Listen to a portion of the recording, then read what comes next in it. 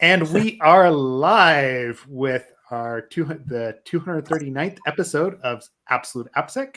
I'm Seth Law at Seth Law on Twitter, joined by a very special co-host today, Stefan Edwards, Logical on the social medias. I guess I said Twitter there, right? Like whatever you want to call it, though.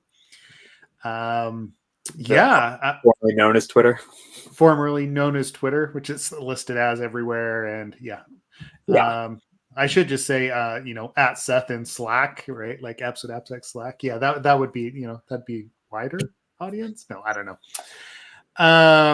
As you can see, Ken is out today. He apparently had spring break or something on the brain and decided that this was too taxing for him. And I'm going to make fun of him because he's not here because that's how we roll.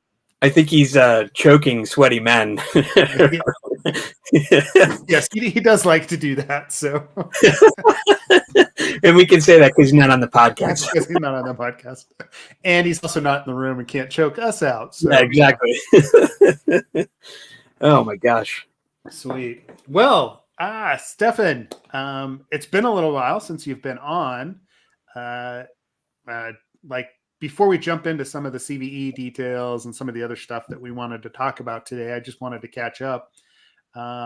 What's new in your world? I know that you were at GitHub for a little while, but I don't know if we've really talked on the podcast or publicly since then. What's been going on? What are you up to? Let's just start there. Yeah, so I switched. I followed a friend of mine over. He went to Etsy. I wanted to do more threat intel, threat research, that sort of thing. Get a sense of the space. So I am doing a bunch of weird blue team stuff over at Etsy right now. So it's definitely been fun. Different change of pace. Definite different style of work, but it's been a lot of fun. Cool. So when you say blue team, or different blue team stuff, right? So at GitHub, you were leading up the red team, if I remember right. Looking for active vulnerabilities and stuff. Now you're on the defensive side. That's what you're saying, or what exactly is it that you're working through? As much as you can say that is, right? Yeah. I do a lot of the I'm in Splunk a lot. I do a lot of code stuff. I do threat intel, threat hunting at Etsy. Do a lot of the request for information sort of things. It's interesting space. Basically, I mean, you know me, right? I never like to do one thing. It's terrible for me to have one job.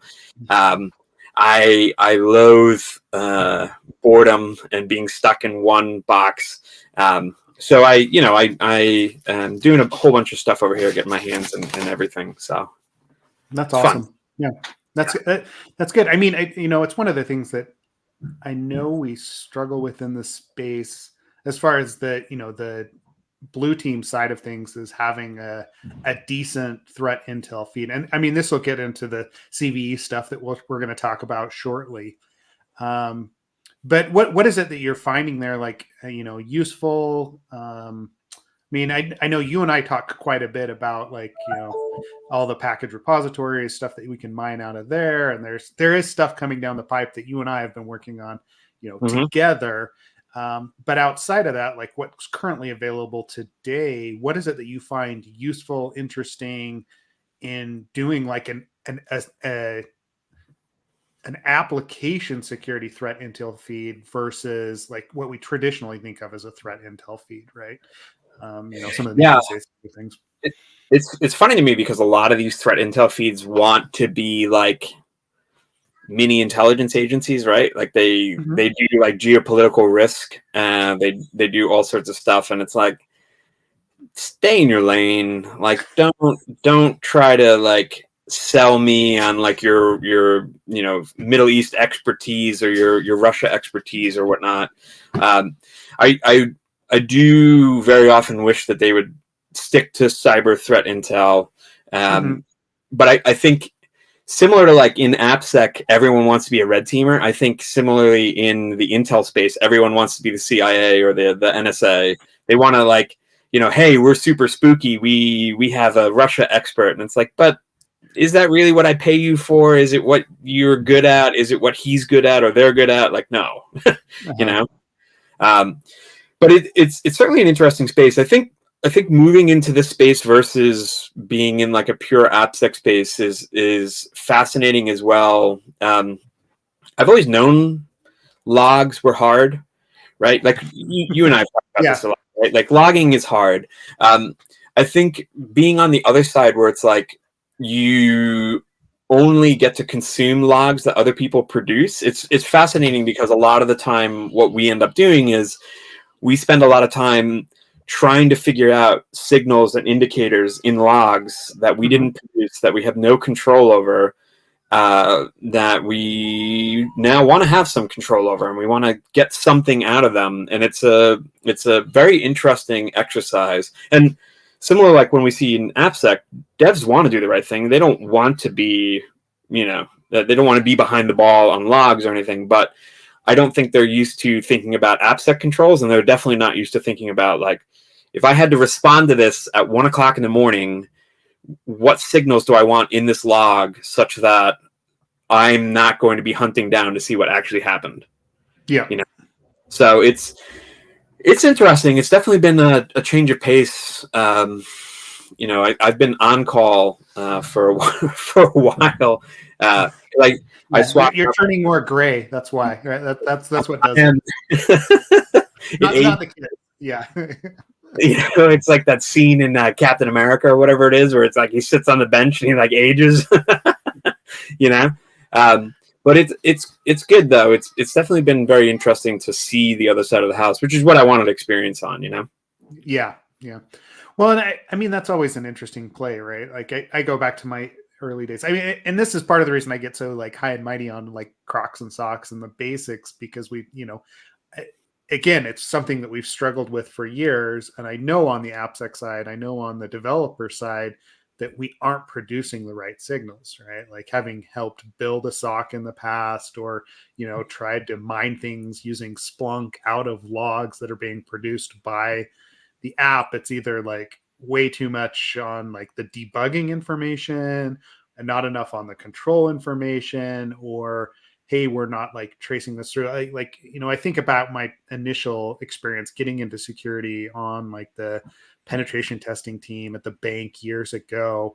And one of the things when we were building out our monitoring infrastructure was this a huge project that we had to do to actually tie logs together, right? All the way from external interaction from a client to maintaining a session across multiple different systems and logs and the web server, the app server, the database, the calls back all the way back to the mainframe and transactions.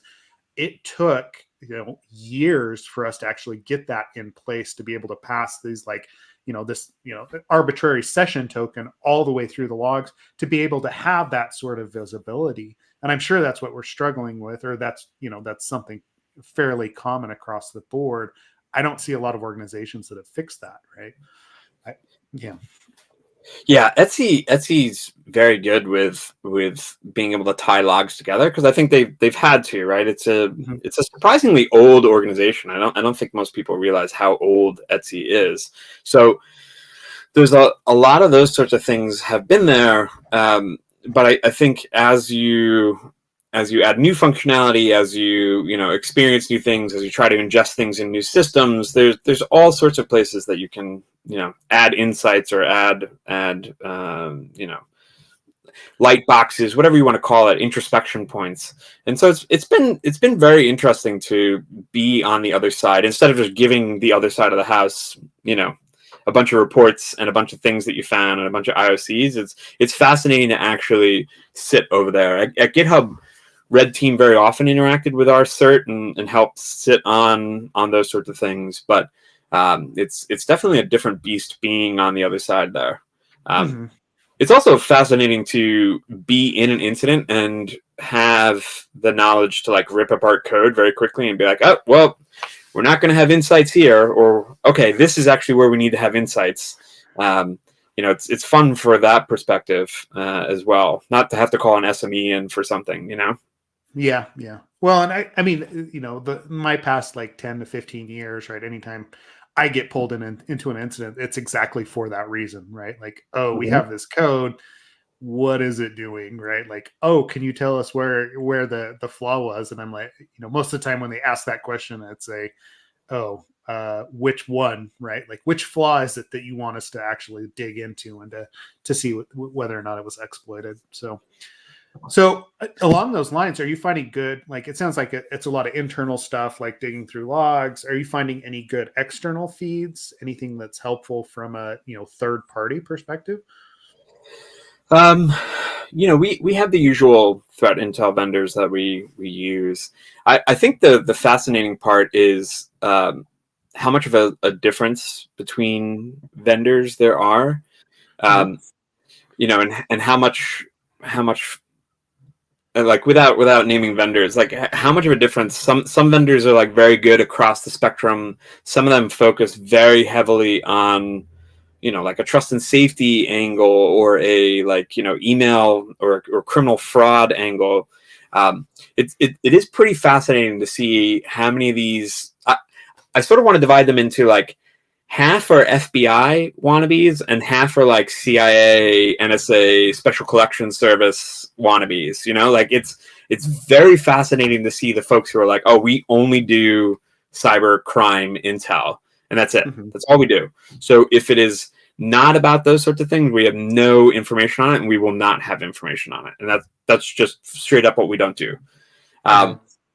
It is also interesting too how much of this is available, and just you don't want to try to collect it yourself. It's Yeah. like it's massive. We're talking massive data sets across the board here, and it's not nearly as fun to sort of collect and curate yourself. I think the other thing too is our leadership at Etsy understands that like threat intel is not a product that you buy. Like you have a threat intel feed, but you're not getting your threat intel externally, right? It's like it comes in, you categorize it, you do that work. So there's an understanding there that it's like a curation Yeah. aspect. But I can see how many businesses just like we pay them to do our intel function, and it's like, well, they're likely not doing a lot of what you want, right? Like Hmm. they're likely just telling you a whole bunch of stuff that is there that you probably need to categorize and contextualize for yourself, and you can't. It's similar to AppSec, right? Like you could have a pen tester come in and do that, but like if you don't have someone inside that can To say, handle. I Yeah. care about this XSS, it's like then you just get a bunch of crap that you can't do anything with. Yeah, it's a bunch of noise, right? Like, and that, I mean, that's it with any of those Intel feeds, right? Even the internal Intel feeds. The second that you start to consume all the data, you realize how hard it is to pull that needle out of the haystack. Those indicators of compromise, and being able to classify what actually is going on, right? Like, I you know, I'd even go to the level of most organizations probably don't even realize when someone is doing something like a credential stuffing attack or an enumeration attack, or even just like a drive-by scan of their environment. The internet is so noisy, it's very difficult to just pull those like very obvious exploitation attempts, or data gathering attempts out. um, so if you can't see that, how likely is it that you're going to see some like really sophisticated attack that's going on against your external, or internal interfaces, right? Yeah, I also think a lot of companies. I mean, you and I have talked about this in a red team perspective, but a Mhm. lot of companies focus on the sort of onesie twosie, like exploit from a pen test or the indicator of compromise, and you really want to focus on the TTPs and the chain, the cyber physical kill chain Yeah. that you see across the board. And I think it's fascinating to sort of watch actors, and it's like, oh, this is a noisy scanning actor. They're clearly unaware of what they're doing. They're just slamming everything that they can see that's across our entire infrastructure, versus like, wow, this person is like clearly hitting from this IP, discovering something, trying to hit from that IP. It's like obviously the the same person or the same group working across the board. And it's like, like those folks are fascinating to watch, but actually categorizing your actors, trying to gauge, estimates of like what they're capable of and like what cap dev they've done. That's the fascinating part to me. And I don't think it's actually that different from red teaming. Like if you're doing threat hunting, it's very similar to what red teaming is. It's just you're not trying to win. You're trying to find someone else who is in the process of winning currently. Yeah. Yep. I mean, it's going to take, there's a lot of crossover skill set that goes along there, right? Like being able to recognize, oh, these are the tools that are in place. This is what we should be watching for. This is what I would use in this situation, or this is how I would map out a system or accounts or whatever it is, right? Like there's a lot of that, that the crossover, and that's what I've seen the past few years, like the organizations that are investing in the threat hunting activities. They're pulling the red teamers over for that, right? Yeah. And then, sometimes I'm like, hey, that's great. Other times I would prefer to see more of an AppSec influence on that side. Since a lot of these applications nowadays, it's not only about whatever, Active Directory, account takeovers, that even though that still happens, but there's a lot of custom attacks that are going against whatever PHP app you're running internally that's housing massive amounts of sensitive data, right? Like that kind of thing is going to be a necessity. And then also to your point, right, like from a logging perspective, can we actually push the developers on what we actually need to see in order to facilitate the threat hunting activities, right? Yeah. No, it's interesting as well because like, there's, I'm always interested in intelligence. As you know, like I read about Intel policy and whatnot, like outside. I think thinking about your loops, similar to how you have like like an enrichment loop that you would have like a NIST 800 115 style like mapping exercise, or you have like a direction collection evaluation and dissemination style loop. I definitely enjoy that process of like hunting for things. Like it can be a misconfiguration hunt, and that's fascinating compared to a like a red team op, like versus a tabletop exercise. Those sorts of things are fascinating, and I enjoy that process of like systemic thinking about what we're doing here across the board. Yep. Cool. Well, good. Well, okay, so that feeds in a little bit. And actually, before we get to that, I did want to give a shout out. Ken and I will be at KernelCon next week. There are still spots for the training on Tuesday and Wednesday next week. If you're going to be there or last minute, you have some opportunity. Again, this is the code review course. We have included some new AI bits on that, specifically using things like OLAMA, like local LLMs to help actually distill down code. So if you can, or if you're going to be there, let us know. I'm sure we're going to be going out and, at least hanging out and having a couple drinks together. So cool. Okay. So along those lines, threat intel feeds, one of the main threat intel feeds that we use in AppSec is the CVE database, right? And there was a recent post by Will. Here, let me throw it into the links there. On really, it comes down to kind of the weaknesses, or not necessarily the weaknesses. How do I want to say this? So Will had a previous rant. I can pull it up. So Will basically ranted about. To give some background, Will and I actually started a Trail of Bits on the same day, and Will is a like Anglo analytical philosopher, Anglo-American analytical philosophy. I studied in school continental philosophy, so it was a funny coincidence that we started the same day. But Will is great. I really enjoy all of his posts. He's like a director of engineering over at Trail of Bits now.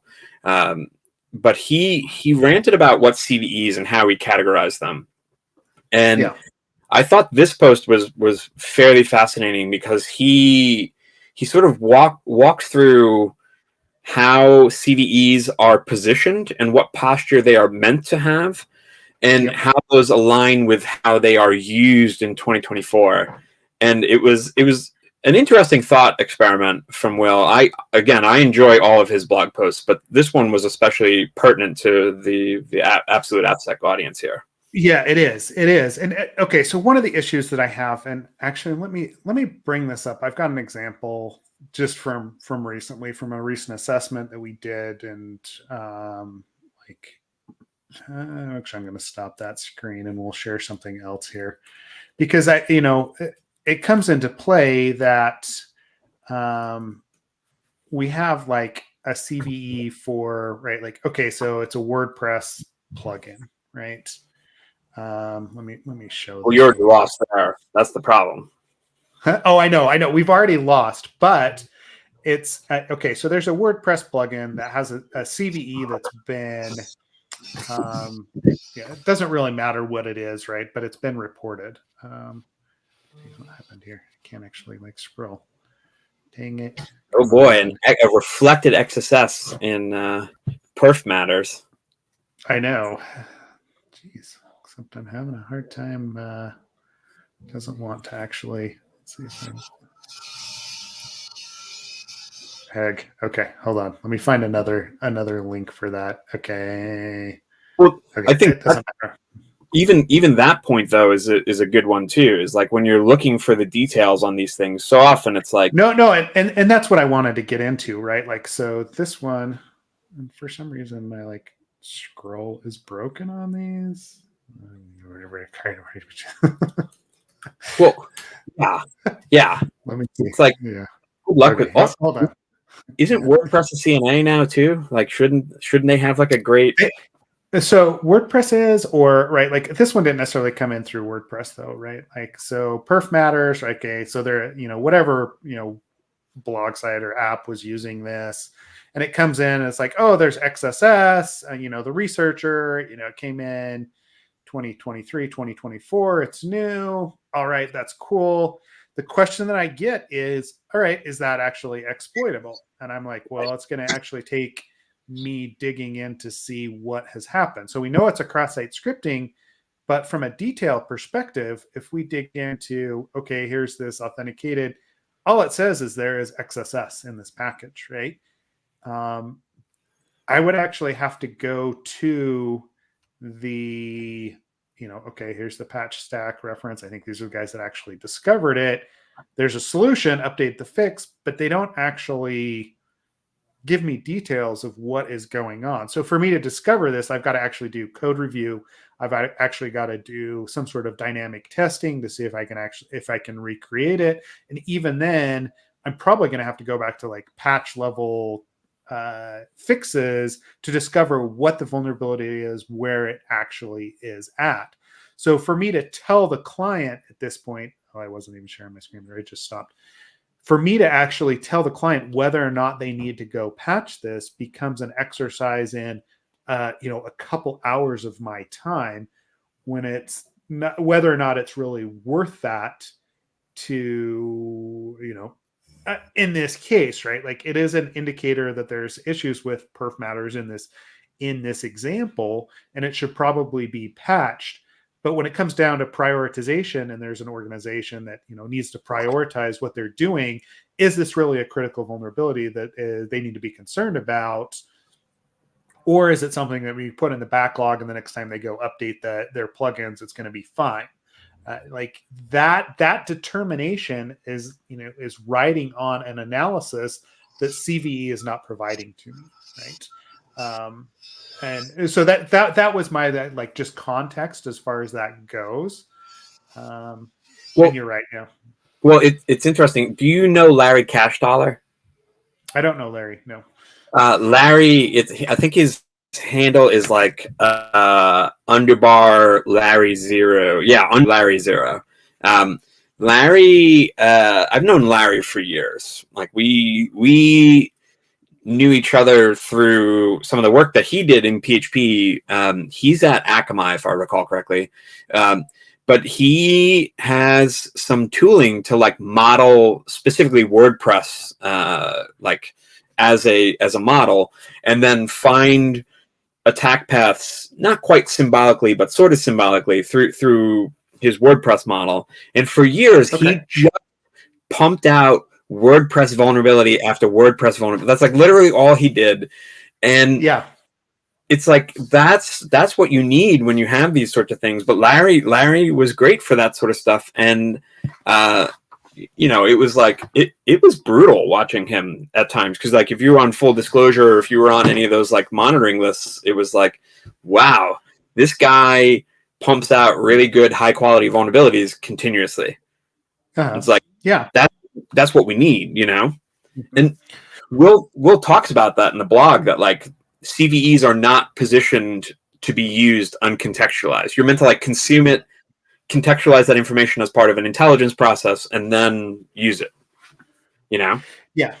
Well, and I mean, this gets into that ambiguity, right? Like how people are using CVEs, how they interpret what a CVE actually represents, and then how, like, what that prioritization, that contextualization is, the prioritization that comes out of it. And he goes into this, that CVE is really just like a tracking system, right? There's not a lot of context that's fed into it. I mean, that definitely feeds into my experience with using CVEs or trying to use CVEs in discussions with clients about vulnerabilities. Like, yeah, I guess is, that's kind of where I go with it. Well, yeah. It's interesting too, because Will talks about like, hey, this is how CVEs have been positioned and whatnot. But I think when you think about what Will's saying here, like he has those 3 bullet points. Like this is these properties of what CVE was meant to have, right? Like it's meant to be simple, maintain. It cannot mislead vendors. It's meant to like give security researchers some sort of unique identifier that they can claim a vulnerability here.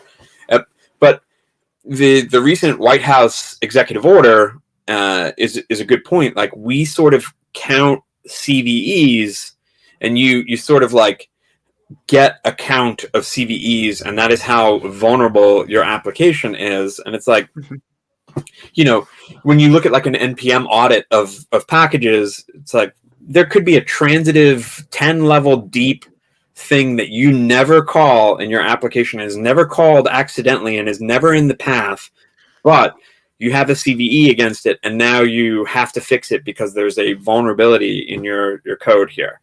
Yeah. And then it was rated in CVE as high or critical. Right. And there's no way for you to solve that without ripping out that, dependent package, or like restructuring your app. Yeah. Well, I think, it sort of ties into the Firefox post that I had sent you too, because Firefox, Firefox was owned and pwned to own, and it was used as part of a kill chain by one of the people playing. And the CVEs that they issued, or the issues that they found there, were exposed sensitive functions. Mm-hmm. It's like that's actually fascinating. Like those are exposed to a web page that can just load them and call them, right? That's an interesting CVE. There's actually attack exposure there. But I think what most people fail when they see CVEs, and it was part of the point in Will's blog post. Unfortunately, Bleeping Computer has like 1 billion ads now. But yeah, what Will talks about in there is like, you can't, like, there may be functions that are exposed, but if you don't ever call them, and they're never exposed to an attacker, and they're never actually out there where you can use them, it's like the CVE itself is just a unique identifier. It's not a like, this is how critical it is for you. You and I have talked about this about CVSS for years too. Yeah. Attackers. Like, I was just looking up that CVE, but yeah, it's actually a fascinating one that he escapes. Like I find browser exploitation pretty fascinating because a lot of times it's very like, oh, you do a whole bunch of weird stuff with a GPU and a shader, and you get type confusion and yada yada. But this one was just a lot more straightforward. Like there's a range bound check that fails when you call certain functions. Years ago, Firefox had one with typed arrays that you could get like precise timing information out of it, and it's like this sort of like low level research is fascinating to me. Yeah, it is. I mean, and it's like part of this too is right. Like, how did we discover this exposed dangerous function, and then the out of bounds read or write based on that, right? Some sort of fuzz test case. Like, where did that actually happen? And I got ads up all over the place. So from like watching the XD folks and the exploit development, the vulnerability analysis folks, those sorts of people work. I do think a lot of them, like, think about our pen tests. Like when you think about value, like a lot of them are not derived from randomly fuzzing per se, or like that's part of your chain that you work. But a lot of it is just like your own two fists coming down into it. You know what I mean? It's like, the folks on Absolute AppSec Slack very often go after tooling and whatnot, and it's like rightfully so. And I think the XD folks very often are not using, like, yes, a lot of them use understand and they sort of rip stuff apart, but it's like I don't think they're like using an SMT solver and fuzzing all the time. It's just part of their chain, Yeah. Well, I mean, it's very similar. If we're talking about the AppSec space or what we're doing on a daily basis, we use Burp Suite and it'll discover some stuff, but most of the good vulnerabilities are about understanding exactly what's going on under the hood, how the calls are being made, and then making changes to those. Right, like the tools only take you so far. So. Well, I mean, even at GitHub, like when we were on Red Team, we discovered code vulnerabilities in GitHub from time to time, or services. And the vast majority of the time, we used lateral movement that did not require an exploit. It just required a sufficient position to access something that folks did not expect. Like, very rare to burn an RCE or something in there. Like, of course we did, and we did that code analysis to find it, but it was like most of the time it was just like we had this that gave us that allowed us to do this. It's like unexpected like function abuse is a lot more common than people expect. Yeah. Well, I do have a. Yeah, I mean, it's saying like when we're talking to clients or even on the the podcast in the past, like the number of authorization issues that we find is massive, right? Like that is most of our good findings are exactly what you're saying. Oh, guess what? Like if you can discover that, that these endpoints exist on this API, game over, right? Like it doesn't matter. It doesn't matter what other controls you have in place because you're handing out, I mean, honestly, this last week, right? Like you're handing out SHA-256 hashes unsalted of people's passwords. If you go to this one endpoint and it just dumps the user or the user model, right? Like it's like that's not that difficult to find or exploit when it really comes down to it.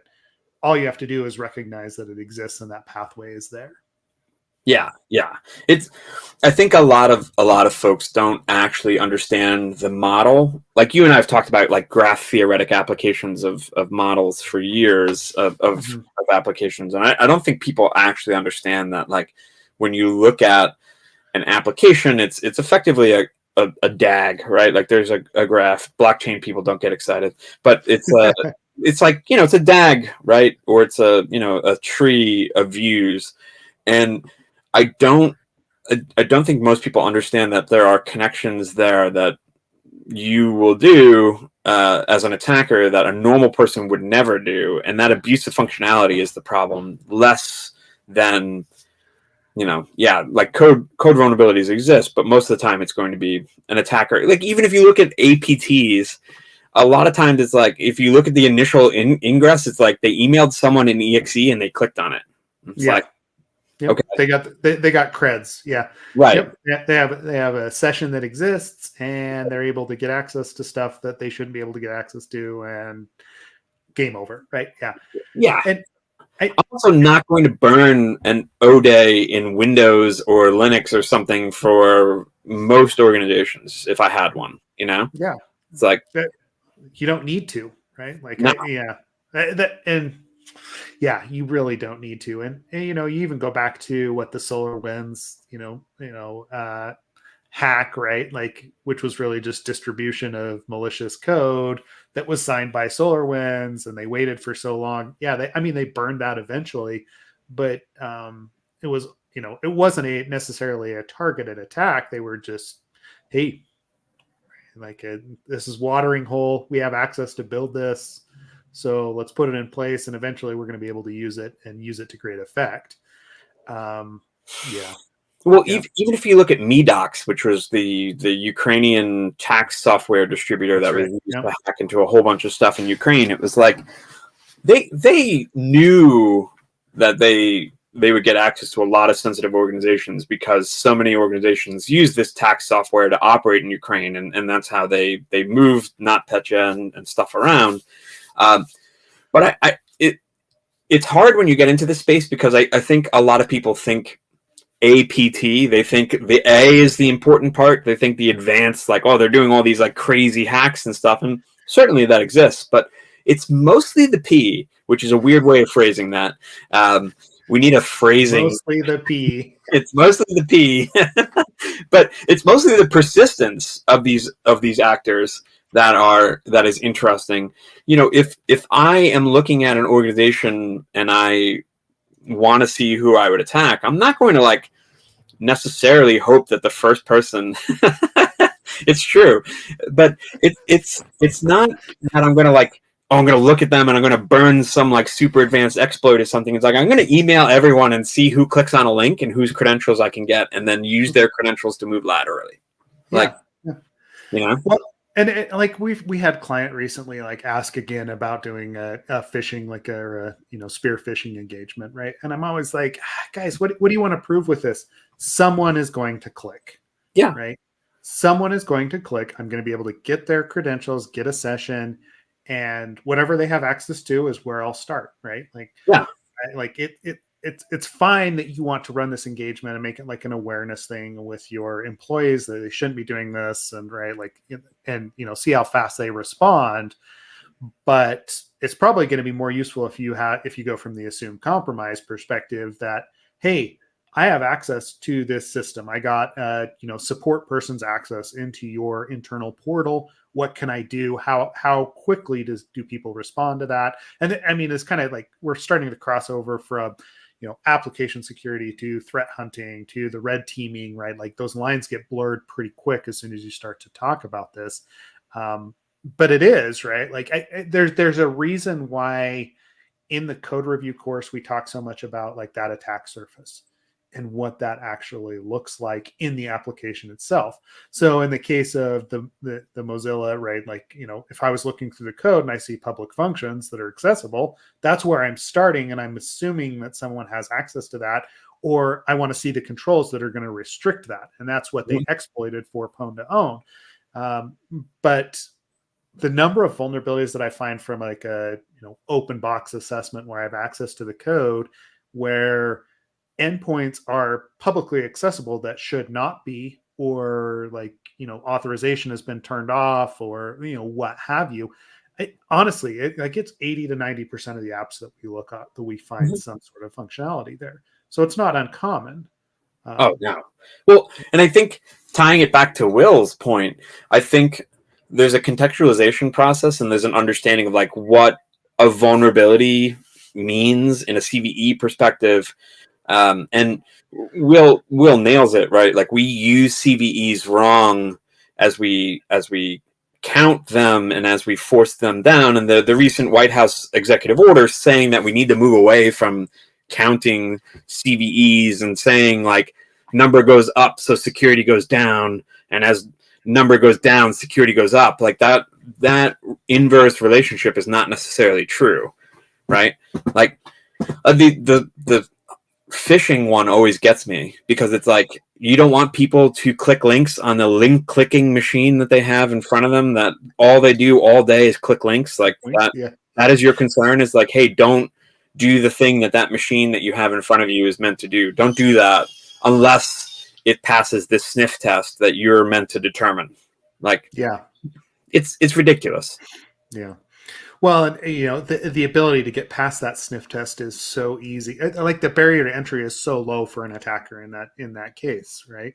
Like trying to figure out what number one, what the pattern is for email addresses for a given organization is fairly easy to figure out. There's going to be publicly accessible ones that are out there. Who the players are through LinkedIn, through other avenues, through press releases, right? Like the amount of information that you can gather about an organization before you actually go to attack, it's just that level is so low, right? Yeah. That it's fairly easy to determine. It's fairly easy to put together a phishing campaign, and eventually somebody's going to click, right? Like how many organizations, I mean, honestly, we hear about the gift card scam all the time nowadays, right? Like, oh, my CEO contacted me via email and told me I needed to go buy $2,000 worth of gift cards and send them to him, right? Like, just ridiculous stuff like that. Well, there was that bank exec or blockchain exec in Hong Kong, I think it was, who like transferred $25 million worth of currency because their CEO contacted them on a video call, and like several coworkers who were like on site were on the call, and so they transferred $25 million, and it was entirely deep faked. It was like 100% deep fake. It had nothing to do with any of those sorts of things, but like it passed all the sniff tests that a human would do, and their CEO called them to ask them to transfer $25 million. Yeah. It's like Will nails it here. Like CVSS is useless. And I think the problem with CVSS is people take CVSS as a contextualized score when it's just meant to be like, from my external attacker position, here's what CVSS looks like. And people are like, oh, clearly everything is on the network all the time. Like, but it's like, you might have this thing on an internal thing. Maybe it's adjacent, but people don't look at CVSS and say, attack vector adjacent. They're just like, oh, attack vector's network, anyone can access this. And it's like, that's not necessarily true at all. Yeah. Well, and I don't know. I find a lot of misunderstanding too from a CVSS perspective, right? Like how people interpret those scores and what it actually means. I mean, you want to go argue CVSS, like drop into a bug bounty program somewhere with, half the researchers, like especially a public one, right? Like, oh my God, number of critical vulnerabilities that come in, related to cookies, right? Like, or, what have you. Just because it is network adjacent and because of the way they actually interpret those. And yeah, writing up those justifications is so difficult. But when we don't have a standard, like the CVE system in and of itself is, yes, it's a marker, but there's no standard for what people actually drop in there, right? And I think that's what I was getting at as well. With my experience is, yes, we know that a CVE exists, but the amount of detail that's in there, and this is where he starts talking about ambiguity, right? It's just a dumb source of, hey, there was this vulnerability in this system, and that's about all you can take out of it, right?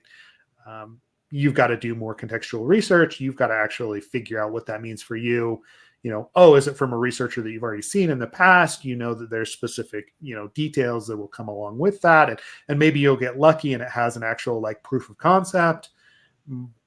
But like, it'd be interesting to talk to Jerry too, because I know he does a lot in the CVE space, just tracking the data that's in there and how useful it is, especially what GitHub's a CNA now, like all of the different, like, people that can provide CVEs. It's, yeah, there's just an exponential increase there.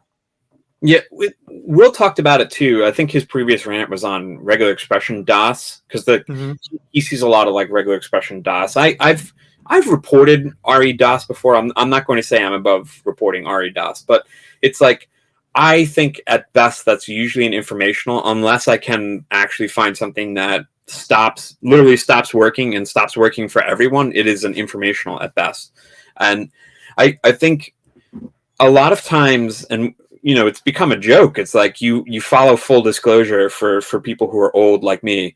You see the little emails from full disclosure, and it's like, oh goodness, tiny crappy CMS that I've never heard of has an XSS and it's a CVSS 10. Like, let me run out and make sure I don't use like single file PHP applications in any of my infrastructure. It's like, there's perverse incentives for a lot of these CVEs, especially if they become people use them for hiring. Like, how many CVEs do you have under your name? And it's like, I don't know. Why do you care? Yeah. Yeah. Well, it's become another marker, right? For like, job searches and other things. Like, I mean, it's similar. We're seeing similar, activity in the, it's kind of in the bug bounty world as well. Like, what is your ranking from a bug bounty perspective? Oh, we definitely want to hire you. And then you're like, oh, wait, I realized that you were, that this bug bounty researcher has like one very specific skill set that they found like tons of bugs in, but that's not going to translate to somebody being able to assess code, right? Like it's just this, So just because you found, this person has CVEs in, tiny CMS PHP or tiny PHP CMS doesn't necessarily mean that they're going to be good at finding CVEs or vulnerabilities in your infrastructure, in your environment. Like, so I don't mind that people promote themselves and they like report the CVEs. Like, the usefulness of them though has gone down. So I mean, you talk about full disclosure, and I remember that being a better source of authority back in the day, right? Like, because everything didn't get a CVE. Right. Right. Like when XSS started to show up on CVEs, I'll be honest, like that feed just took a complete dump for me, and it wasn't something that I pay attention to anymore, because like, who hasn't found an XSS, especially like a self XSS on some like random application? Oh, well, I feel the same way about the pressure for O days.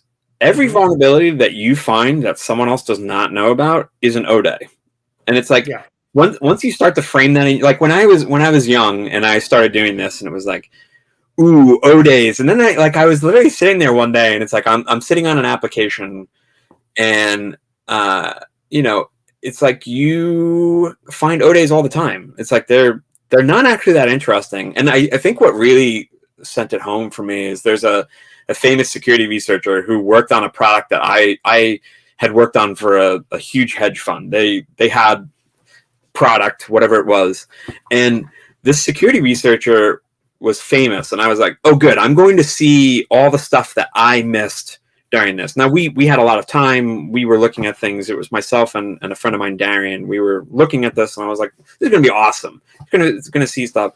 And they found some stuff that we found, and it was like, I'm not trying to say they did a bad job, but in watching this researcher, it was like nothing that came out of, like, if I just was able to sit down and self-promote and had the sort of space in which I would do that, it was like, oh, that's what a lot of this comes down to, is like positioning these ODAs and these CVEs and this scariness as sort of like this in-depth research. And it's like, but we all do that. Like that's what we do. That's what we get paid for, Yeah. Well, and it's security FUD, right? Like, I mean, there's the popular researchers that are out there and like that have provided tools and other things, or have promoted themselves, or, they've won Pwn to Own, right? Like, and it's great, but probably probably even more than that, like 90% of the industry that is doing this is doing it on a low level at places and aren't pushing themselves online.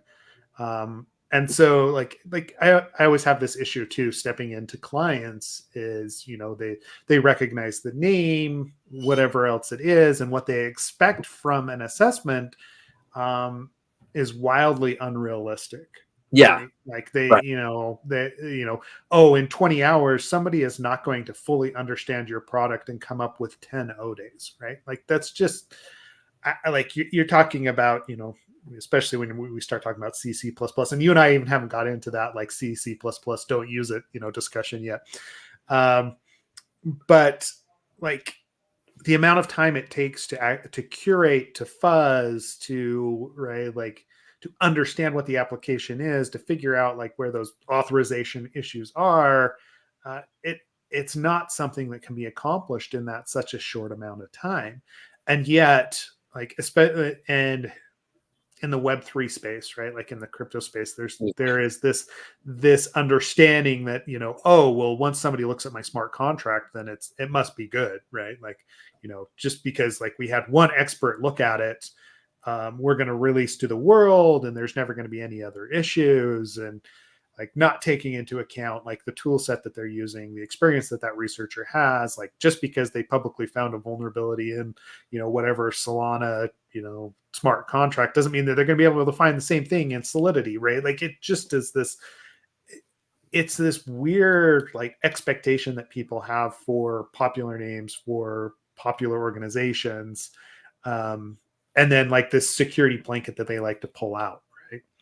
Yeah. And yeah. I don't know where I'm going with that. I'm just ranting at this point, Stefan. That you get me on these, right? So, I mean, I think like the pwn to own people, like they definitely do a lot of research up front. They definitely know their stuff. And I think what I like about pwn to own is it is security research in its purest form. There is no one is giving you points for a self-XSS. If you can't escape a sandbox and move laterally into Windows or Linux or Mac OS with your vulnerability, no one cares. It's like you have to do it. So it's fascinating from that perspective. But I think most of what we do is we form these mental models, and like all models are wrong, but some of them are useful. And I think a lot of times what basically what we sell is our pretty words about the model that we found, and the actual like models themselves that we've built up, either tooling wise or mentally. And I don't think people realize most of the time that that's what they're doing. They're building up a model, they are working that model as they understand things, and then they sell the results of that output to clients, right? And it's interesting too. Will talks about it in the blog post. Like he's wondering when the dam is going to break. And for folks who don't know, Linux has just become a CNA themselves, so they've been like flooding the market with things. And NIST is also holding off, and MITRE is holding off on adding certain contextualizers to vulnerabilities. So it's going to be interesting to see what happens once once these sorts of things come out. Like I don't remember the raw number, but Linux released something like 200 CVEs the other day, right? Wasn't it? Like they've been basically assigning a bug to every, like a CVD, every bug that comes across in the Linux kernel, and they don't release them in any, they don't release them at like a specific cadence or anything. They just sort of like, here's a vuln where, like here's a bunch of vulns. There's a lot all of a sudden, like good luck, Godspeed. It's a very different pacing than maybe we've seen from other CNAs. Mm-hmm. Well, and so it's going to force people's hands to actually do some contextualization and prioritization on what's coming in from CVEs, because at that point, right, like any version of the kernel besides the most recent is going to have these vulnerabilities in it. Well, it is, right? Like like it's going to have open CVEs. So how do you actually take that and turn that around to, oh, I'm using Alpine Linux from 3 years ago. Do I need to update the kernel, or am I okay for, right? Like, answering that question becomes very difficult, because you will see these bugs pop up in pwn to own, right? Like you're going to, because it's like they've already done the research. We know that it's there. So if you've got an embedded device that's using this Linux kernel and it's in pwn to own, it behooves the researcher to actually exploit that known vulnerability. But it doesn't mean that it's going to happen for every single one of those, right? Like it's just this, I don't know how to get around the problem, right? Like, yeah, for a client, like how to help them through it. That's what it boils down to.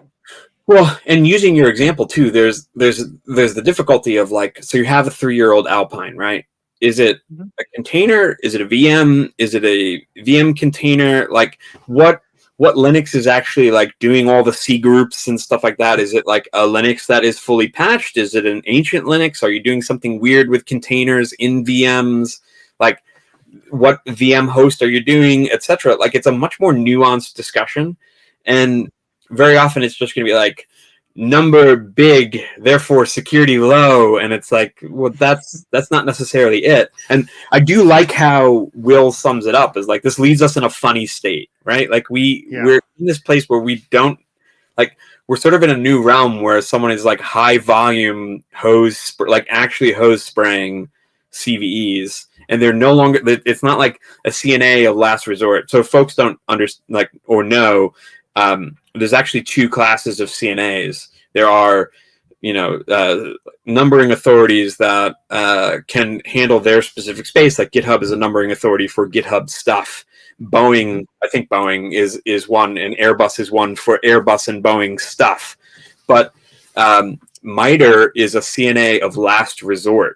So I'm sure Jerry has talked about it when he's on the podcast. But like I'm very curious to see what will happen if like Linux rejects a vuln and MITRE accepts it. That's what happened with curl. Curl rejected a vulnerability because it was just like a regular bug, and then they went to MITRE, I think it was MITRE, and they got a CVE associated with it, and then curl had to respond like, this isn't a bug, it was fixed multiple years ago, like, etc. So it'll be fascinating to see what happens with Linux doing this sort of thing too. I hope we can get to curation and intelligence processes here. I just, I don't think we will. No. I mean, what it comes down to is going to fall on an internal person, staff, or like consultants to help actually curate what's coming in from CVEs, or some sort of AI system, right? Like, you talk about the research that Jerry is doing, right? Like, how do you distill this down? How do you build out a model of this? There's going to be a person involved, right? There's going to have to be a person involved. We can't just take it with it, anymore. And I don't see a lot of people that are just taking it, as it comes from CVEs, right? Like, but I do see a whole bunch of stuff show up from tooling and from reports that is questionable. And that's probably the takeaway for today is, right, like you're going to have to curate this. I think the real problem is as you go for accreditation, like if you're someone who has to handle like PCI audits, or if you have to handle FedRAMP or DISA ILs or any of those sorts of things, you definitely get into the like, ooh, you have 10,000 CVEs open, and it's like, but they're all like CVSS zeros. Like, does it really matter that I have those open? Like, can you actually exploit those? But a lot of compliance frameworks do require you, and I think that's the most fascinating thing for the recent EO is like we need to move away from counting CVEs by themselves, and they need to be contextualized. Yeah. Yep. And Will nails it here, Yeah, he does, right? Like, because that's there's a rise in volume. It's not noise, right? But the organizations that I've seen successfully deal with this, that's exactly what they do is they contextualize. They're looking at all of these feeds, not just CVEs, but other threat feeds as well. Taking it with a grain of salt, looking and seeing what vulnerabilities actually exist, and then reclassifying based on their threat model, right? And what they see as existential threat. But that's going to require pushback on the auditors when they show up, because most of the auditors are going to look at that strict number. Or you look at something like I don't necessarily want to call out a vendor, but like something like security scorecard that's sitting outside of your organization. It sees like indicators and it flags things, and you fail because you didn't have this like one STS header or whatever it is like in place, right? This is you're going to have to push back on those people. And, at times that's going to come down to hard conversations with security people that aren't in your organization and calling them out for, hey, you're not considering what really is a security issue here. And that's never going to go away. Yeah, it's fascinating too. I have a lot of thoughts on security scorecard, but publicly, I think attack surface discovery and sort of like the that space, like where Rumble is and security scorecard, Intrigue. Now, they've been bought up, and then Mandiant was bought up and whatnot. But like Intrigue was in this space, Spiderfoot, whatever framework you use. Like that's good stuff. That's what you need, is someone telling you there's exposed attack surface here. I think the problem is you can't just take that unless it's like the most trivial, like, oops, we accidentally left a 768-bit RSA protected TLS cert, and trust me, I found an SSL v3 like just a few years ago with that sort of setup. And but like, unless it's that sort of thing, most of the time you're going to need someone to contextualize this and actually say, what can I do with this? What does this have access to? Like the graph theoretic view of your application and your network is what's going to be more interesting there. And we're just not prepared for that sort of thing. No. Well, and I mean, you're going to have to find a way to actually graph that out, right? Like what it is that you represent in your head as like, these are the threats coming into my application, right? Like, again, I go back to, okay, what is the process that you go down to distill down your application, right? Like, what are the endpoints that are associated? What is the surface? Who are the threat actors that are coming in? What is it that you're concerned with? You build out a mental model there. And at some level, it probably makes sense to actually sketch that out into a data flow diagram or into something else in order for you to really look at the gaps and where you're not seeing some additional threat that could exist. Well, but as a aside, there's the Kevin Beaumont like post that I sent you earlier. I think this is a good one, where it's like nearly half of all Exchange servers available in Germany have some sort of critical vulnerability attached to them. And it's like, it's like you have CVEs, you maybe do scanning and stuff like that, but it's like, there's also that level of issue here too, is that we're not doing the basics to, cut down on like cracks and sacks. We're not doing that, like eat your vegetables in security either. Yeah, we don't, right? Like, it's the number of configuration issues, or right, like, we ignore it because it's a COTS product, right? Like, so it's OWA in this instance, right? There's been no OWA vulnerabilities lately, so it's fine.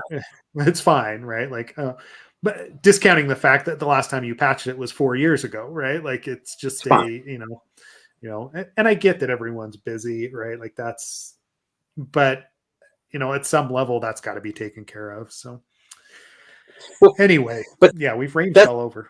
Yeah. I mean, that's the issue though, is that like we worry about CVEs and things like this, and there's so much stuff that we could do and we can in our own app, but we don't necessarily look at like, what is our attack surface? What is our, like, what's the kill chain that you're worried about for what actor, And it's like, it could actually be bad that there's an Exchange server in your enterprise that has OWA, that has a critical vulnerability, but it also could just be an ancient OWA server that you should probably remove and no one uses, and that's it. But a lot of orgs don't want to make these calls or justifications. They sort of just want to like, that's what we do. We have it,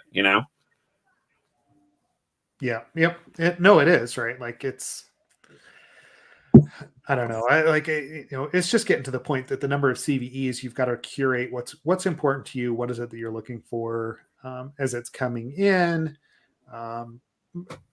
Sadly, though, right? Like, to Will's point about Linux CNA, right? Like, at that point, like, every Linux bug, everyone is using Linux somewhere at some level, right? Like, so it becomes an inventory problem as well. And like, just like, this from Kevin, do you really know if OWA is being used, or has it been enabled on some random domain controller that somebody set up 5 years ago and then walked away or got fired? I mean, there's so many situations where this is a problem. I don't know. Keep at it, right? Like, I guess that's all.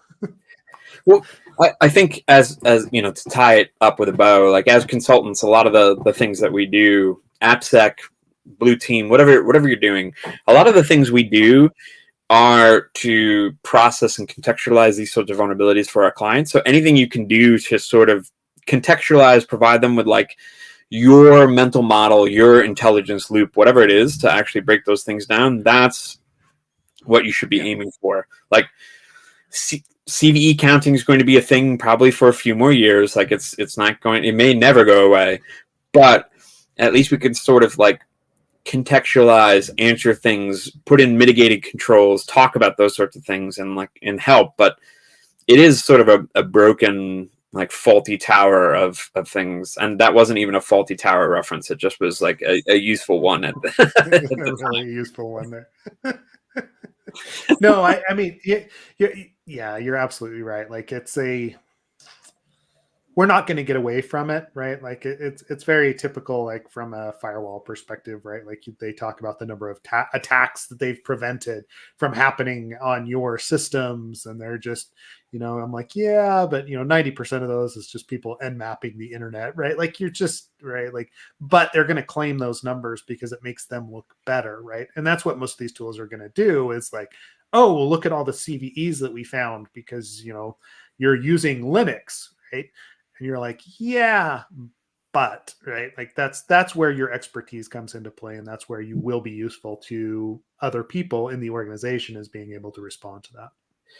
That's why I only use SCO Open Server, because it doesn't have a Right. CNA, and no one opens CVEs against SCO Open Server. I'm sorry, right? Like I don't know how else to respond to that if you're using SCO Unix still, right? Like What's funny? They actually still start, like for young people on this call, like they're back in the day when we had multiple types of Unix besides just like Mac OS and BSD and Linux, and we used to have commercial Unices, and like SCO was one of them. SCO actually had two. They had Open Server and Unixware. Yep. And it's like HPUX was around and stuff. Like it's still around, but very few people use it. But yeah, exactly. I mean, it still exists. I mean, you think about like the old Solaris days too, right? Like the Sun OS, right? I mean, I'm on Stratus VOS. Like no one is into my my Multics box here. It's fine. Yeah. There's no CVEs. So yeah. Granted, there's probably not, modern, network stack drivers for it, but hey, the Stratus people, by the way, like as an aside, the Stratus people are wild to me because they're like still hacking away on an ancient Multics, and they do pretty modern wild stuff. Right. It's like the nonstop people too. If you're into alternative operating systems, we probably should chat about that at some point. But like, that'd be fun. Right? It'd be fun to like roll some of that out and actually, test it out with a modern stack, because it's been a while since I've had to play with any of that. But I do remember, like, I mean, back in the day, the SCO Unix guys, they were the ones that sued Linux, right? Like for claiming that there was, well, because they had the AT&T copyrights transferred to them, and then Novell got involved because Novell also back in the day actually owned SCO for parts of SCO's systems. So, I will say one of the best and worst CTFs I ever ran was we rolled out everyone to have an Inferno box. Like Inferno is a distribution of is a style of Plan 9 on a virtual machine, and it was fun until we realized that Inferno's TCP stack crashed when it had too many connections. So instead of the game being like up and fun, it became like how quickly can you crash other people's like Inferno boxes. And then I had given everyone vulnerable routers, and they did not think when I said like, hey, routers are in scope. So then I started like exploiting routers against people, and we bricked some. It was fun, but it would be fun to like run a CTF with like, Stratus VOS and Open VMS and like no Unix server in sight. See how people respond. It would be fun, right? Like, you're getting in the style of some of the, the DEF CON main CTF that's going on, right? They build custom operating systems for those engagements because it challenges people, right? Like it's not something that For people sure. regularly see. It's one thing to, pop open Metasploit or whatever and go after a known vulnerable instance. It's another to come up with your own unique way of targeting a specific system. Anyway, I know Stefan he's got a hard stop. He needs to go. Like we're already at an hour 10. I do feel like we can always talk about all the things, but I appreciate you jumping on today. Ken did say hi from the airplane for a minute there. But any final thoughts? Are you going to be anywhere that people could? I mean, they can always jump in Slack and tag either of us, obviously. But any conferences that you're going to upcoming No, before we close it out? No. there's a few that I'm considering, but no, I think with everything going on, like, so I'm upstairs in my house. We're doing a bunch of renovations currently, so no, I don't think I'm going anywhere anytime soon. Okay. Just Slack is probably the best. Yeah, hit him up on Slack. He's always available, or has some snarky commentary to Exactly. provide. Exactly. Sweet. All It's right. Well, key. yes, it is. Well, cool. Thanks for joining today. Thanks for those that listened, and join Slack as always. And we will see everyone online. Ciao.